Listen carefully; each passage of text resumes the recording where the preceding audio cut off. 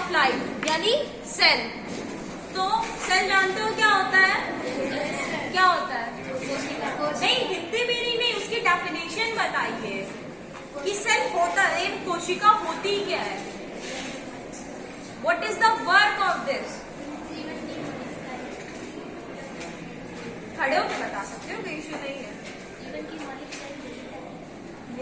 The structure and fundamental unit of life यानी cell यानी कोशिका जो होती है वही आपकी शुरुआत होती है जब एक मदर के फीटस में जब बेबी आता है तो हमारे सेल से ही हमारे क्या बनते हैं? हमारा बॉडी स्ट्रक्चर बनता है, हमारा शेप बनता है, हमारे ऑर्गन बनते हैं और हमारे बॉडी की सबसे छोटी इकाई भी कोशिका है। ठीक है, वैसे मुझे हिंदी में आता नहीं है, मुझे जितना आता है मैं बता दूंगी, बाकी मैं इंग्लिश मीडियम से पढ़ी हूँ। तो सेल जो होता है वो structure and fundamental and smallest structure and fundamental unit of life होती है। ठीक है, और इसका इन्वेंट किसने किया था? Who discover cell? इकाई की खोज किसने की थी? कौन से सन में किया था? हाँ, 1664 में किया था। अरे ना, 65 में किया था, सॉरी। तो जो सेल होती है वो तो आपको पता है कि आपके बॉडी की स्मॉल यूनिट होती है, उसी से आपके सेल बनता है। फिर सेल की चेन होती है, सेल से आपका टिश्यू बनता है, टिश्यू से आपका ऑर्गन बनता है, ऑर्गन से आपका सिस्टम बनता है, सिस्टम से क्या बनती है? आपकी बॉडी बनती है। तो वही होता है सेल। उसको हम लोग किसके थ्रू देखते हैं? माइक्रोस्कोप के थ्रू देखते हैं। तो माइक्रोस्कोप क्या होता है?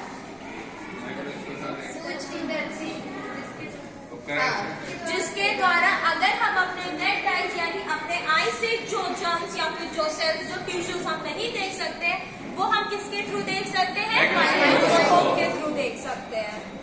टाइप्स ऑफ सेल 2 टाइप्स के होते हैं। There are 2 types of cell. एक आपका प्रोकैरियोटिक होता है और एक आपका यूकैरियोटिक सेल होता है। तो प्रोकैरियोटिक सेल्स क्या होते हैं? क्या क्या प्रेजेंट रहते हैं आपके सेल्स में? वहां पहले यही बता दो कि क्या क्या प्रेजेंट रहते हैं आपके सेल में। बताइए बॉयज में, कोई बताओ सेल में क्या क्या प्रेजेंट रहता है? ये चैप्टर आप लोग पढ़ चुके हो, सेल पढ़ चुके हो। सेल में क्या क्या प्रेजेंट रहता है? कोशिका में क्या क्या? नो गर्ल्स नहीं, खास करके आप नहीं। कोई और बताएगा? माइक्रोकॉन्ड्रिया, ribosomes, lysosomes, Golgi complex, chromosomes, ये सब नहीं सुना है किसी ने? किसको भी हिंदी में यही बोलते होंगे ना, हिंदी में नाम तो चेंज होगा नहीं इसका। तो वही पूछ रही हूँ बेटा कि सेल में क्या क्या प्रेजेंट रहता है। तो आपका माइक्रोकॉन्ड्रिया, chromosomes, lysosomes, Golgi operators, nucleus, nucleolus, ये सब क्या प्रेजेंट रहता है? कहाँ प्रेजेंट रहता है? कोशिका में प्रेजेंट रहता है। और माइक्रोकॉन्ड्रिया क्या होती है? Powerhouse of the cell होती है माइक्रोकॉन्ड्रिया, यानी हाँ, ऊर्जा घर, powerhouse of the cell. तो इसको किसने डिस्कवर किया था? Who discover माइक्रोकॉन्ड्रिया? सेल को तो रॉबर्ट हुक ने किया था, माइक्रोकॉन्ड्रिया रॉबर्ट ब्राउन ने किया था। या राइट, रॉबर्ट ब्राउन ने माइक्रोकॉन्ड्रिया को डिस्कवर किया था। और हाँ, और उसको powerhouse of the cell इसलिए कहते हैं, क्यों कहते हैं? Why we are called the mitochondria powerhouse of the cell? क्यों कहते हैं? किसी और को भी कह सकते हैं। एग्जैक्टली, नहीं, वो एनर्जी प्रोवाइड करता है। हमारी सेल को क्या करते हैं? एनर्जी प्रोवाइड करता है। ठीक है, इसीलिए हम माइक्रोकॉन्ड्रिया को powerhouse of the cell कहते हैं। तो अब बताओ प्रोकैरियोटिक और यूकैरियोटिक में डिफरेंस बताइए। At least 5 difference.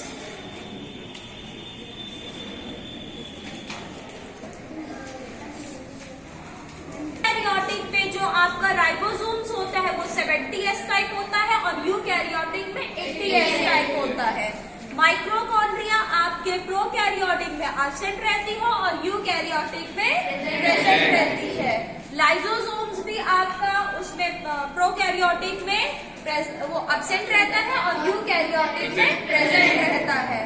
यही जो आपके क्या नाम है साइटोप्लाज्म भी आपका प्रोकैरियोटिक में एब्सेंट रहता है और यूकैरियोटिक में प्रेजेंट रहता है। बहुत सिंपल डिफरेंस है आपके प्रोकैरियोटिक और यूकैरियोटिक में। बहुत ही सिंपल और इजी टॉपिक है आपका सेल और इसके डिफरेंस भी, क्योंकि आपको नॉर्मली प्रेजेंट और एब्सेंट ही लिखना पड़ता है।